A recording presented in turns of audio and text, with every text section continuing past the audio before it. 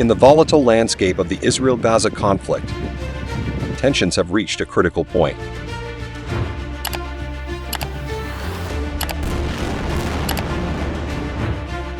The Israeli government has recently revealed its intention to escalate military actions in the southern region of Gaza, intensifying the ongoing clash with the Palestinian militant group Hamas. עד היום מיטטנו 17 מתוך 24 גדודים. רוב הגדודים שנשארו הם בדרום הרצועה, ברפיח, ונטפל גם בהם.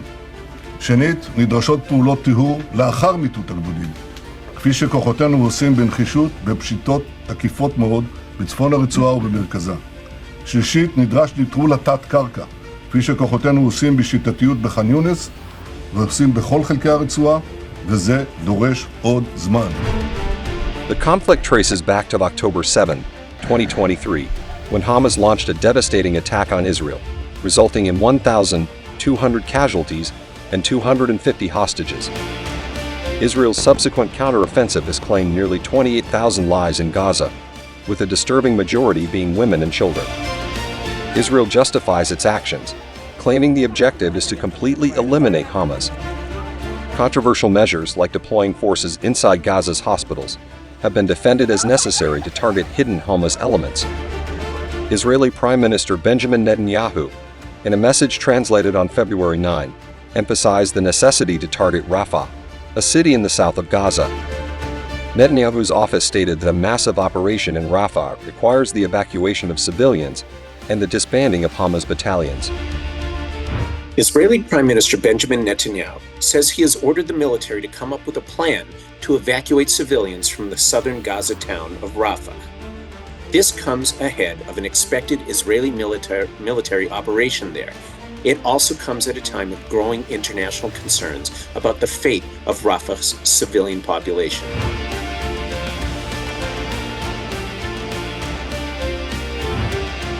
Rafah, with over 1.4 million residents, holds strategic importance.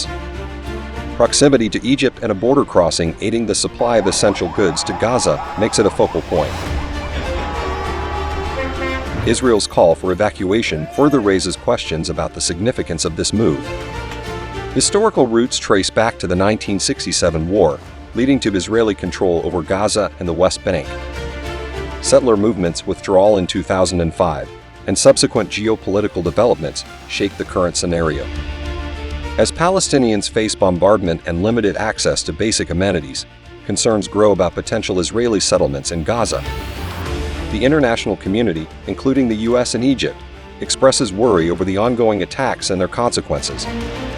في ساعة واحدة بكفيش لأنه لا يكفي الحاجة. هيك شايفة كم طفل عندنا غير النسوان وغير الزلام، وانت بتعرف الطفل اليوم أهم شيء بده ياكل بأكلش مرة ومرتين وثلاثة وأربعة في النهار، بده أكتر لأنه طول النهار وفي الشمس بيطلع برا الخيمة وبيلعب وبرجع جعان.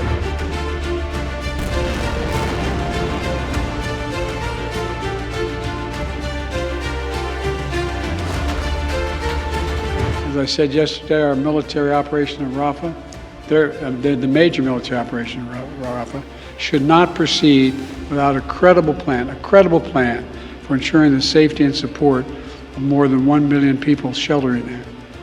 Many people there have been displaced multiple times, fleeing the violence to the north, and now they're packed into Rafah, exposed and vulnerable. They need to be protected.